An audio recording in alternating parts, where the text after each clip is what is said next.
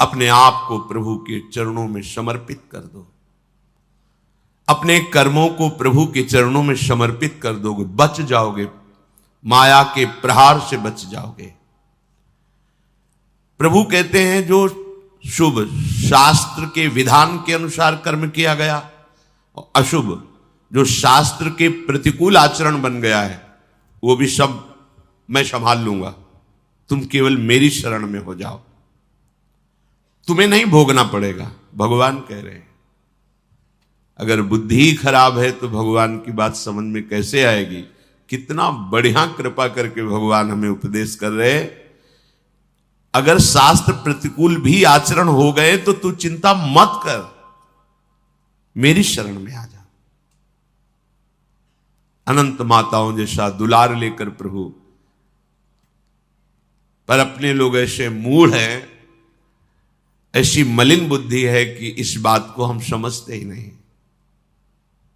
मैं कर लूंगा, मैं सुखी हो जाऊंगा, मैं अभी तक ये किया है आगे भी ऐसा करूंगा। व्यर्थ का अभिमान पतन का मार्ग पुष्ट करता है। श्री भगवान कह रहे संन्यास योग का तात्पर्य होता है भगवान के चरणों में समर्पण करना, अर्पण करना। जब सब कुछ तू मेरे को अर्पण करेगा तो तू मुक्त हो जाएगा, जीवन मुक्त, और जीवन मुक्त परमानंद का अनुभव करता है। ये फल है। तत्कुरुष मदर्पणम, जो भी तू कुछ कर रहा है, यत करोषि, मेरे को अर्पण कर दे। बचा रहे हैं भगवान, बच जाओ। कर्म दोष, कर्म बंधन, जन्म मृत्यु, इससे बिल्कुल बचने का उपाय भगवान बता रहे। पर इतनी मलिनता है हमारी बुद्धि में कि अभी सुनेंगे फिर भूल जाएंगे। अर्पण करने की भावना ही नहीं बन पा रही। एक स्थिति आती है जिसमें अर्पण करने का भी भाव नहीं रह जाता, क्योंकि अर्पण करने वाला ही नहीं बचा तो क्या अर्पण करें। वो एक स्थिति है, इसे बुद्धिवाद से लेकर के ना चले, नहीं तो स्थिति नहीं प्राप्त होगी, केवल बातें रहेंगी। हमारी स्थिति है शरीर में, शरीर संबंधियों में, भोगों में। देख लो तो आपको अभी ये अनुभव करना चाहिए कि अभी अहंकार है, देहाभिमान है, कर्तृत्व भोक्तृत्व भाव है, तो समर्पण वृत्ति में आओ। हर कर्म प्रभु को समर्पण करो, हर क्षण प्रभु को समर्पण करो, प्रभु के आश्रित हो जाओ।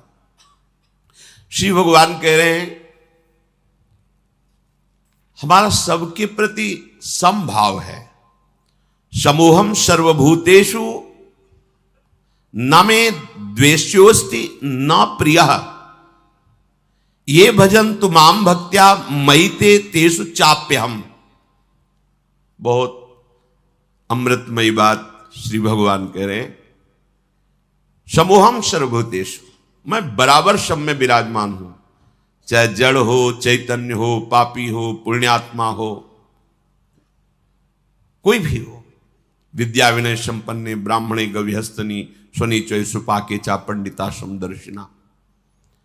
जो भगवान का भजन करते हैं तो भगवान का प्रभाव स्वभाव उतरता है, वही उनका स्वभाव हो जाता है। जैसे भगवान समदर्शी, ऐसे भगवान का भक्त समदर्शी हो जाता है। निरपेक्षम मुनिम शांतम निर्वैरम समदर्शिना। यहां भगवान समोहम सर्वभूतेषु, स्थावर जंगम, पवित्र अपवित्र, देवता मनुष्य, कोई भी, सब में भगवान समान रूप से विराजमान है। न मे द्वेष्योस्ति न प्रियः, मेरा कोई द्वेष का पात्र नहीं है और न मेरा कोई प्रिय है। ये भगवान का सिद्धांत है। आगे की जो बात कह रहे हैं वो बहुत मीठी बात कह रहे हैं। मेरा स्वभाव है समदर्शी, ना कोई मुझे प्रिय है ना कोई अप्रिय है, ना मेरा कोई द्वेष का पात्र है ना कोई प्रिय पात्र है। पर ये भजन तो माम भक्त्या, जो मुझे भाव से बजते हैं मैं पक्षपात ले लेता हूं उनका। ये खास बात है। बस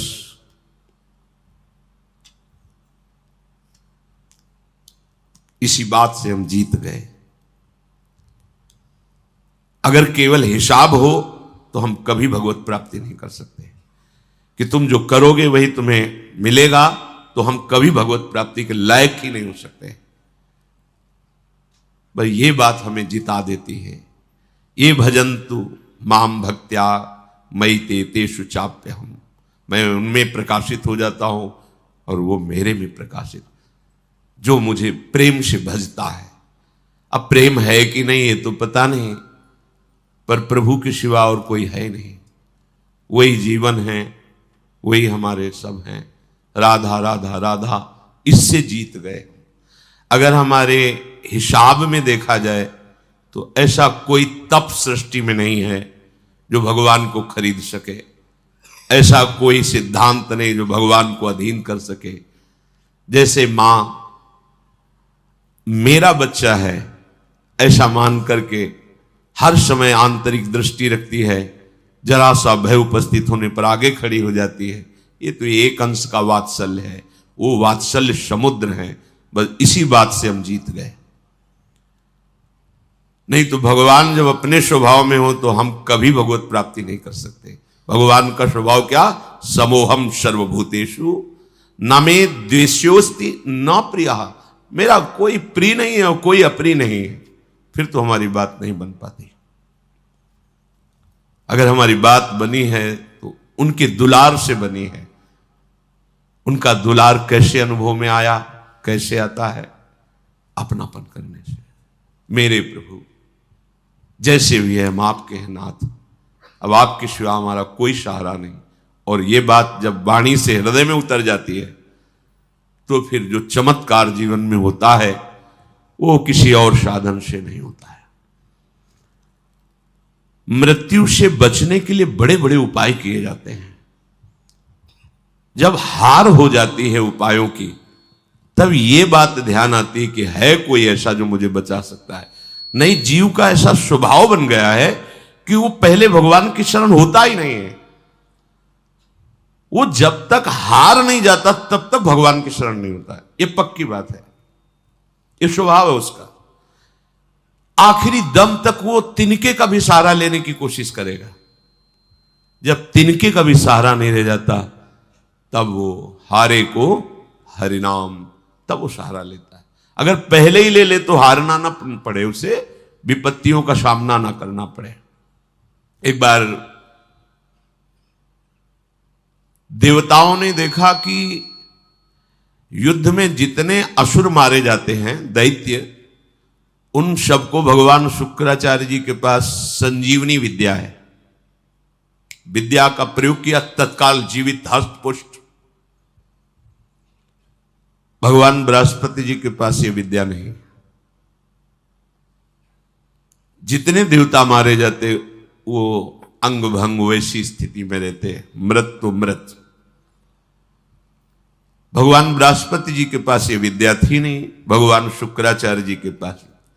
देवताओं ने बृहस्पति जी को अपना गुरु माना और दैत्यों ने शुक्राचार्य जी को गुरु माना। अपने गुरुदेव की कहीं भी लघुता मन में भी नहीं आनी चाहिए। इसलिए देवताओं ने कभी बृहस्पति जी से ये प्रार्थना भी नहीं की कि आप संजीवनी विद्या सीख लीजिए, हम लोगों को जिलाने, कभी प्रार्थना नहीं की। गुरु महिमा है। पर उनके बड़े पुत्र का नाम कच्छ था। उनसे बात की कि आप हमारे गुरु पुत्र हैं और हमारे ऊपर सबसे बड़ी संकट की बात है कि कोई साधन नहीं है जिससे हम अमर हो सके। और शुक्राचार्य जी के पास साधन है, संजीवनी विद्या। कोई भी असुर नहीं, जो भी मरा उसको तत्काल जीवित कर दिया। अगर आप जाएं भगवान शुक्राचार्य जी के पास और शिष्यत्व स्वीकार करें और उनको प्रसन्न कर लें तो आप अधिकारी हैं, आपको वो संजीवनी विद्या दे सकते हैं एक जीवन को जिलाने के लिए। अपनी जो पराविद्या है, ये जन्म मरण का चक्र ही रोक करके श्री जी के पास प्राप्ति कराने वाली ये पराविद्या है। जिनसे संजीवनी विद्या प्रकट हुई है उनकी भी संजीवनी है हमारी लाडली जो। जय श्री हरिवंश मदन सर जर्जर विथिकित श्याम सजीवन मूली। दिव्य प्रमोद रस सार निजांग संग पीयूष बीच निचय रविसेचयंती कंदर्प कोटि सर मूर्छित नंद सोनु संजीवनी जयति कापी निकुंज देवी। ये जो अपने पास विद्या है ना, ये परा विद्या है, करोड़ों संजीवनी विद्या इसके समान नहीं। क्योंकि हमारी लाडली जो अनंत ब्रह्मांडों के ईश्वर भगवान श्री कृष्ण की भी संजीवनी मूरी है। संजीवनी जयति कापि निकुंज देवी। देवराज इंद्र ने जब हाथ जोड़ करके प्रार्थना की, बृहस्पति भगवान के बड़े पुत्र कच्छ अभी 9 किशोर अवस्था को प्राप्त हुए थे, उन्होंने कहा कि आप सब हमारे सम्माननीय हैं और आप हमको हमारे पिता बृहस्पति के समान आदर दे रहे हैं। अब हमारा कर्तव्य बनता है आपकी रक्षा करना। हम जा रहे हैं पर बड़ा संकटपूर्ण कार्य है, क्योंकि कोई भी दैत्य बर्दाश्त नहीं करेगा। हो सकता है मेरी मृत्यु भी हो जाए, पर आपके हित के लिए मैं मृत्यु का भी वरण कर लूंगा। जो संत स्वभाव के होते हैं उनका प्रभाव यही होता है कि वो अपनी हानि करके दूसरे का परम लाभ करना निश्चित करते हैं, और जो अशंत स्वभाव के होते हैं वो दूसरे की हानि करके अपना लाभ सोचते हैं। कच्छ ने सब देवताओं को आश्वासन दिया, अगर जीवित रहा तो संजीवनी विद्या लेके ही आऊंगा, और ना जीवित रहा तो फिर बात अलग है। इसमें परहित की भावना बहुत जोर की। परहित की भावना जहां होती वहां भगवान रक्षा करते हैं। स्वसुख वांछा जहां होती वहां आसुरी भाव होता है, राक्षसी भाव होता है, फिर वहां दुर्गति होती है। श्री महान महिमा में भगवान के पिता होने का सौभाग्य जिन्हें प्राप्त हुआ दशरथ जी महाराज, उनको वो परम लाभ जो गीधराज जटायु को मिला नहीं मिला। पंख कटे हुए रावण के अस्त्र से तड़प रहे, प्राण कंठ में है, बस चितवत राम चरण की रेखा। आगे पड़ा जटायु देखा, चितवत राम चरण की रेखा। भगवान ने गोद में लेकर पिता की तरह उनका तर्पण आदि किया। वो जानता था कि मैं रावण से जीत नहीं सकता, पर जानकी का विलाप सुन करके पूरे बल से आक्रमण किया दशानन के ऊपर, और इस गति को प्राप्त तो भगवान के सामने ही गीध देह का त्याग करके हरि रूप होकर भगवान के नित्य साकेत धाम को गया। परहित सबसे बड़ा धर्म है, परहित सरिष धर्म नहीं भाई। और यहां स्वसुख वांछा से ही हमारी सारी चेष्टाएं होती हैं, इसीलिए आनंद की तो बात जाने दो, शोक भय संताप ये छोड़ ही नहीं रहा है। कच्छ जी दैत्यों की सभा में विराजमान भगवान शुक्राचार्य जी के पास गए, उन्हें प्रणाम किया और कहा मैं आपसे एकांत में प्रार्थना करना चाहता हूं। भगवान शुक्राचार्य ने एक तेजस्वी बालक एकांत समय दिया, प्रणाम करके कहा मैं अंगिरा ऋषि का पौत्र, भगवान बृहस्पति का पुत्र, मेरा नाम कच्छ है और मैं आपका शिष्य होना चाहता हूं। ब्रह्मन मैं आपको गुरु रूप में वरण करता हूं। मैं 1000 वर्ष तक ब्रह्मचर्य रह करके आपकी सेवा करना चाहता हूं, और आप इसके लिए मुझे मना मत करना, इसकी अनुमति दे देना। शुक्राचार्य जी ने कहा कच्छ सुस्वागतम तेस्तु प्रतिगृहणामि ते वचः अर्चयिष्येह मर्च्यम त्वामर्चितोस्तु बृहस्पति। मुझे बहुत प्रसन्नता हुई। कच्छ, तुम्हारे संकल्प का हम स्वागत करते हैं। शिष्य कौन है, किनका है, किस पक्ष का, यह नहीं देखा जाता। यदि वो शिष्यत्व स्वीकार कर रहा है और उसमें वो लक्षण हैं, तो बिना किसी संकोच के, बिना कोई विचार के उसको स्वीकार कर लिया जाता है। ये धर्म की मर्यादा है। उसमें फिर नहीं देखा जाता आप कौन, कहां के, कैसे, नहीं। आप में आर्त भाव है, शरणागत होना चाहते हैं, वो स्वीकृत है। मैं तुम्हें स्वीकार करता हूं। तुम्हारा ये जो संकल्प है आदर का पात्र है। तुम्हारा सम्मान करना, भगवान बृहस्पति का सम्मान करना है। तब कच्छ ने कहा कि आपने बड़ी हम पर कृपा कर दी। महाकांतिमान कच्छ बड़े ही सुंदर थे। उनके सामने जल लेकर संकल्प किया, 1000 वर्ष तक मैं अखंड ब्रह्मचर्य रहूंगा। शुक्राचार्य जी ने कहा, मेरे ही भवन में तुम्हें अब रहना होगा और तुम प्रकाशित मत होइए कि मैं बृहस्पति पुत्र हूं, क्योंकि दैत्यों में देवताओं के प्रति द्वेष भाव है, वो अमंगल कर देंगे। और मेरी ये पुत्री देवयानी तुम्हारी ही अवस्था की है, नवकिशोर अवस्था ही, यौवन के पदार्पण की भूमिका को कहते हैं। तारुण्य प्रथमो प्रवेश समय, इसे किशोर अवस्था कहते हैं। तरुण अवस्था की प्रवेश की, अभी जवान नहीं कह सकते, वो प्रवेश स्थिति, ये बड़ी देव स्थिति होती है। तुम हमारी पुत्री का प्रिय करो, उसकी आज्ञा में रहो, अपना ही घर है, ऐसे निर्भय हो के रहो, पर बाहर सावधानी से ही निकलना, क्योंकि दैत्य जन ये जान न पावे कि तुम हमारे पास रहे हो। अभी कोई संजीवनी विद्या की बात भी नहीं की। देवयानी से कहा अब ये यही रहेंगे। 1000 वर्ष तक का इन्होंने नियम पूर्वक ब्रह्मचर्य का संकल्प लिया है। देवयानी जी ने स्वीकार किया उनको। वो सदैव देवयानी के सामने हाथ जोड़कर प्रणाम करना, उनकी आज्ञा में रहना, जैसे गुरु वैसे गुरु पुत्री, ऐसा भाव। 500 वर्ष व्यतीत हो गए ब्रह्मचर्य से रहते हुए और गुरु भवन में सेवा करते हुए। कोई नहीं जान पाया। एक दिन किसी गुप्तचर ने दैत्यराज को बताया कि भगवान शुक्राचार्य के घर में कोई नवकिशोर बालक बहुत ही देदीप्यमान, कांतिवान, काफी समय से रह रहा है। अब 500 वर्ष से कुछ हुआ नहीं था, इसलिए छूट भी हो गई थी। तो जो भविष्यान्नी के लिए गायें थी, उनको चराने के लिए जंगल में चले जाते।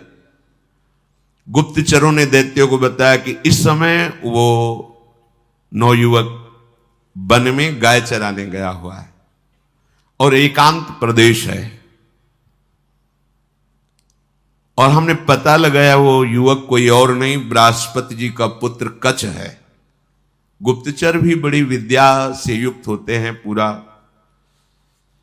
और मुझे लग रहा है कि ये सब एक देवताओं का प्लान है जो संजीवनी विद्या सीखने के लिए भेजा है। अब आपका क्या आदेश है? तो आदेश क्या, उसे मार के फेंक दो, पर ऐसी सावधानी से मार करके उसे अलग अलग करो जिससे शुक्राचार्य जी जिला ना पावे। एकांत प्रदेश में वो गौएं चरा रहे थे। दैत्यों ने जाकर अस्त्र शस्त्र से उन्हें छोटे छोटे टुकड़े काट डाले कच्छ के, और कुत्तों को खवा दिया। देखो, एक संजीवनी विद्या के लिए कष्ट सहना, और ये तो अंतिम है, अब संसार चक्र में ही नहीं आना। इसके लिए अगर एक बार कोई हमारे ऊपर प्रहार करे या शरीर छूट जाए तो मेरा घाटा थोड़ी है। शरीर तो वैसे ही छूटना है। अगर मुझे शरीर छोड़ने पर श्री जी मिल जाती है तो सस्ता बड़ा सौदा है, बहुत सस्ता सौदा है। प्राण दिए यह प्रेम न पाइए, और मुझे मिल रहा है। तो दौड़ के पहले नंबर में खड़े होना चाहिए।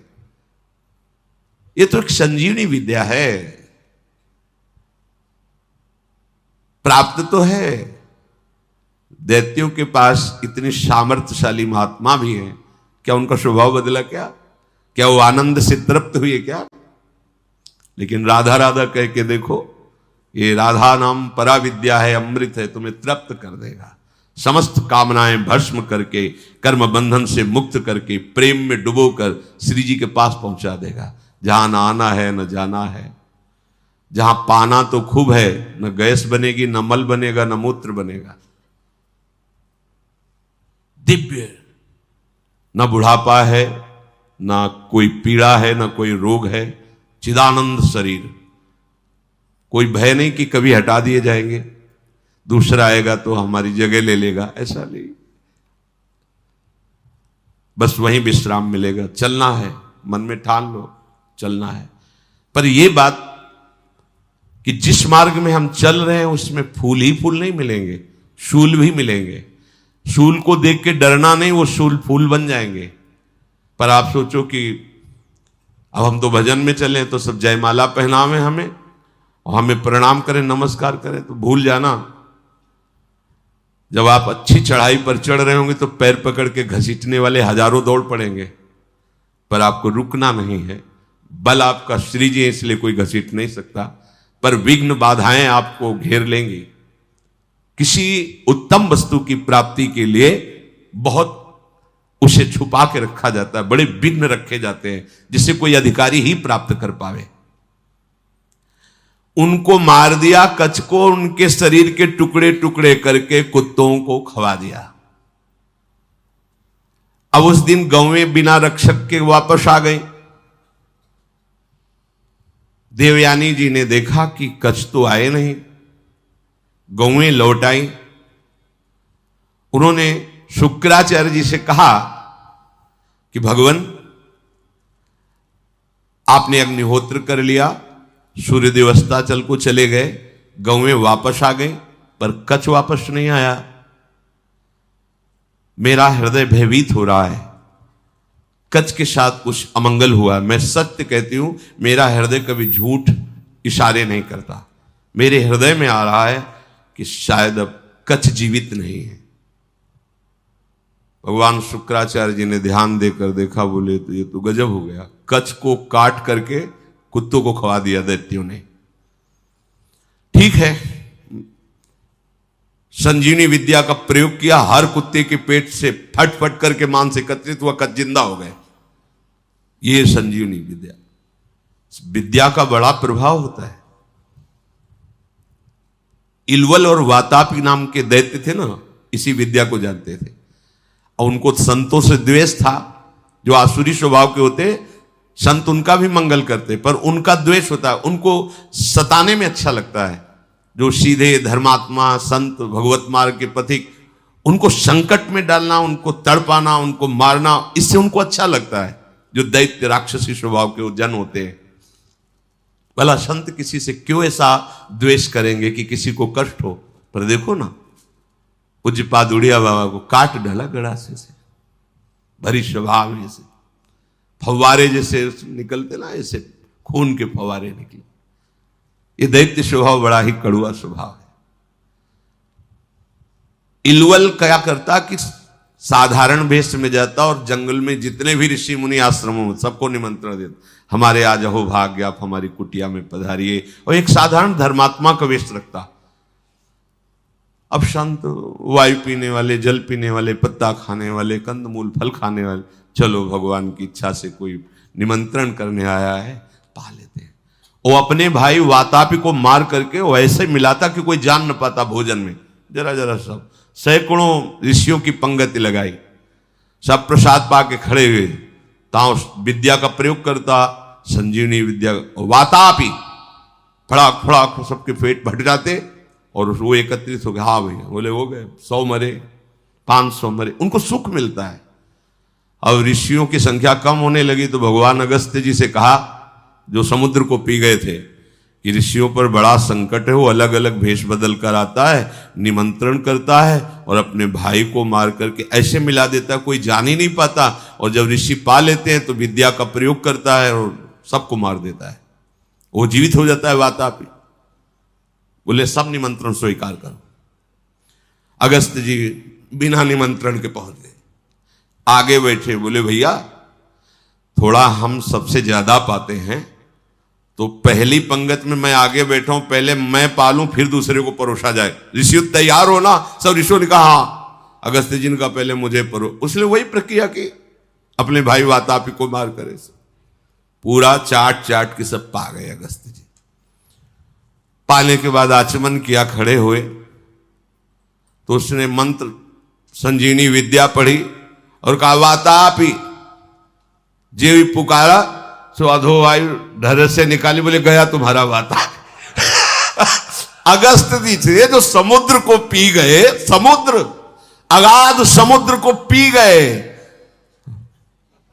अधोवायु लिख बोले गया तुम्हारा वातापी।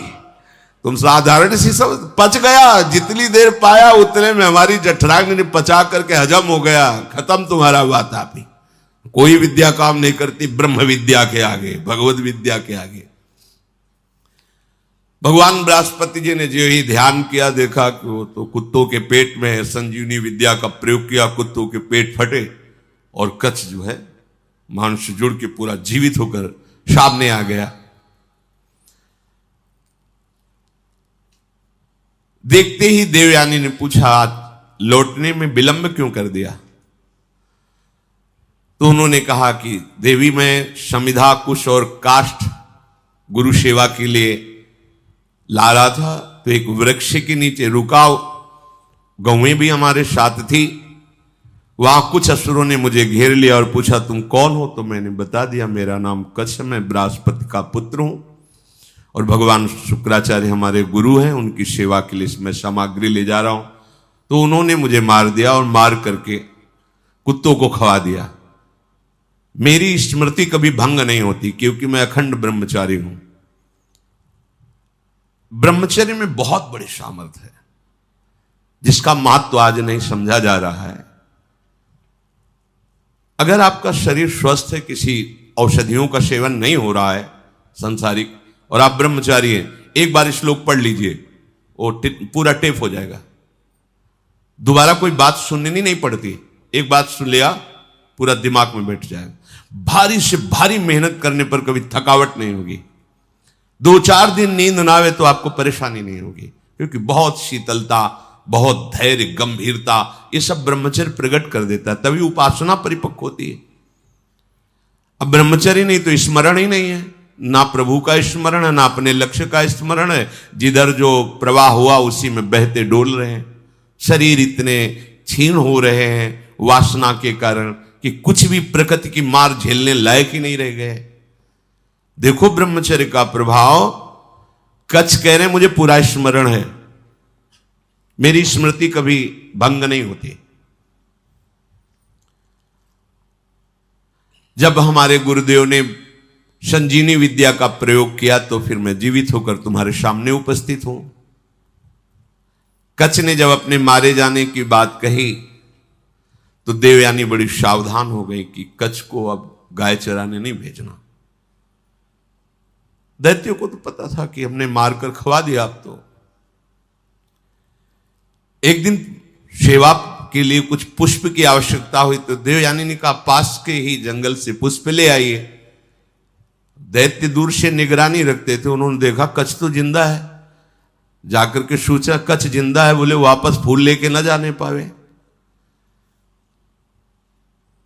अब की क्या करें?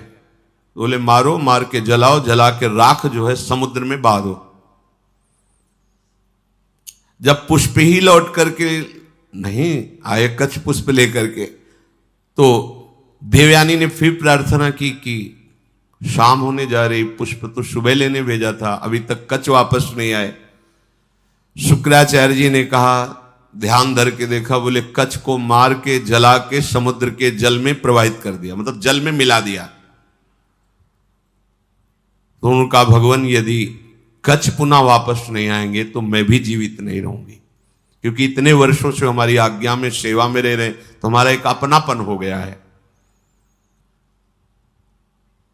तो उनका देखो, चाहे जितनी बार जिलावें वो प्रयोग यही करेंगे, बार बार उन्हें मारेंगे। कभी ऐसा वो बुद्धिमानी से प्रयोग करेंगे कि संजीवनी विद्या का प्रयोग करने वाला ही नहीं रहेगा, इसलिए तुम भूल जाओ कच्छ को। तो उनका ऐसा नहीं हो सकता। जो आपकी शरण में, आपको उसकी रक्षा करनी ही पड़ेगी। जो संजीवनी विद्या का प्रयोग किया, लहरों से राख निकली, राख शरीर धारण किया, फिर कच्छ के रूप में आके पुष्प लेके सेवा में उपस्थित हो गए। बड़ी विद्या में सामर्थ्य होती है। गुप्तचरों ने बताया कि कच्छ है अभी गुरु भवन में, मार के जला के। अब वहां हुआ कि सुनो, अब की बार ऐसा करो कि कोई उपाय ही न रह जाए संजीवनी विद्या के प्रयोग का। तो किसी कार्य हेतु जे भी गुरु भवन से बाहर निकले, कच्छ उनका अपहरण कर लिया। कच्छ को मार करके जलाया, जला करके छान करके उस राख को सुरा में मिला करके अंगूर आदि के रस में और शुक्राचार्य जी के ही पास पहुंचा दिया। जो सेवा में था, जो ही दिया, भगवान शुक्राचार्य पी गए। शुक्राचार्य जी पी गए।